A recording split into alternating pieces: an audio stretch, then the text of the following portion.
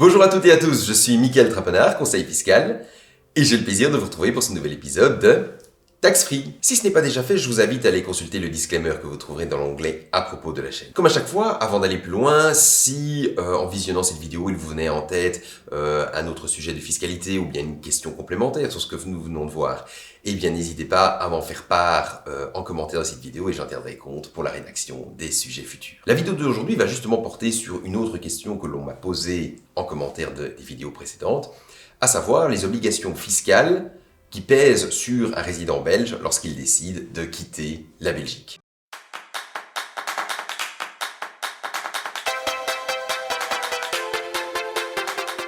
Avant toute chose, qu'est-ce qui va provoquer véritablement ce départ de la Belgique? Qu'est-ce qui va faire que la Belgique va considérer que vous n'êtes plus un résident fiscal chez elle? Eh bien, c'est lorsque vous allez vous présenter à la commune en demandant à ce que vous soyez radié des registres de la population et que vous indiquiez que votre prochaine résidence ne sera donc plus en Belgique, mais dans un autre pays et que vous renseignez l'adresse a priori à laquelle on pourra désormais vous joindre. À partir du moment où vous avez fait cette radiation à la commune, au niveau des obligations fiscales, vous avez en réalité 3 mois pour introduire une déclaration fiscale spéciale qui porte sur les revenus de l'année en cours. Je vais vous donner un exemple pour illustrer cela. Supposons que vous annonciez à la commune que vous déménagez, vous quittez la Belgique le 1er septembre 2021.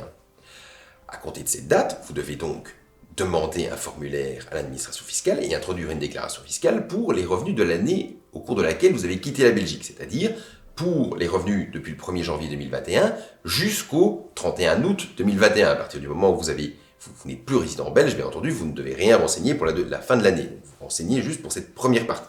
Vous êtes parti le 1er septembre 2021, vous avez 3 mois pour introduire cette déclaration fiscale. Vous avez en conséquence jusqu'au 30 novembre 2021 pour introduire cette déclaration fiscale. Alors il faut savoir que cette règle, elle peut parfois cependant conduire à des situations un peu paradoxales. Et pour vous expliquer ça, je vais utiliser un autre exemple. Supposons que vous ne partez pas de la Belgique le 1er septembre 2021, mais que vous êtes plutôt parti le 1er février 2021. Dans ce cas-là, vous devez donc introduire une déclaration fiscale spéciale pour le premier mois de l'année où vous étiez résident belge, à savoir du 1er janvier 2021 au 31 janvier 2021. Et pour cela, vous disposez de 3 mois. Autrement dit, vous devez introduire cette déclaration pour le 30 avril 2021. Mais le 30 avril 2021, il faut savoir que, normalement, en tout cas c'est le cas cette année, vous n'avez pas encore pu introduire votre déclaration fiscale pour les revenus de l'année 2020. En effet, généralement, pour tout résident belge, quand est-ce qu'on peut commencer à introduire sa déclaration fiscale pour les revenus d'une année? Eh bien, c'est aux alentours du mois de mai-juin de l'année suivante. Et donc, dans ce cas précis, vous avez l'obligation d'avoir déjà introduit votre déclaration fiscale pour les revenus de l'année 2021 et vous n'avez toujours pas rentré votre déclaration pour les revenus de l'année 2020.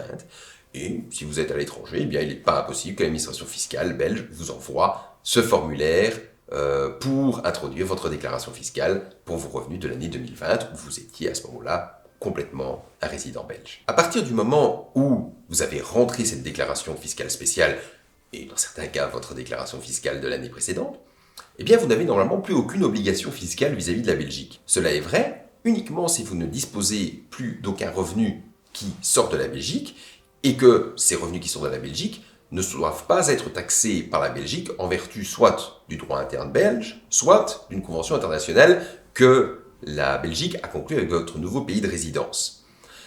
Si il y a effectivement un revenu d'origine belge qui, en vertu de ces règles, est taxable en Belgique, eh bien dans ce cas-là, vous allez devoir potentiellement chaque année introduire ce qu'on appelle une déclaration à l'impôt des non-résidents. C'est une déclaration plus édulcorée, on va dire, que la déclaration à l'impôt des personnes physiques, mais c'est également une déclaration que vous avez l'obligation chaque année d'introduire. Pour des personnes qui quittent la Belgique, qu'est-ce qu'on rencontre généralement comme type de revenu à déclarer?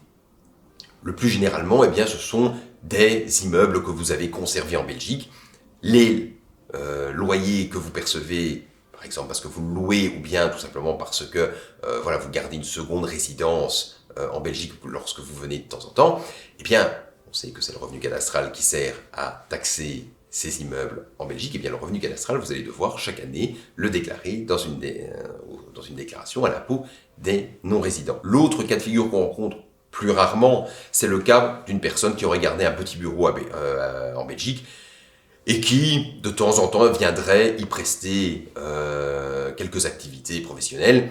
Eh bien, dans ce cas-là, il se pourrait que les revenus professionnels qui sont réalisés en Belgique soient considérés comme étant taxables en Belgique et par conséquence qu'il faille introduire une déclaration à l'impôt des non-résidents chaque année pour déclarer ses revenus professionnels taxables en Belgique. C'est tout pour aujourd'hui, j'espère que cette nouvelle vidéo vous aura plu. Si c'est le cas, eh bien n'hésitez pas à laisser un pouce bleu, un petit commentaire, à partager la vidéo, voire même à vous abonner à la chaîne. Si vous avez des questions plus spécifiques sur la matière que nous avons vue aujourd'hui, eh bien je vous invite à prendre contact avec un professionnel du chiffre qui pourra vous en dire plus sur ce sujet. Et moi je vous dis à bientôt pour un nouvel épisode de Tax Free.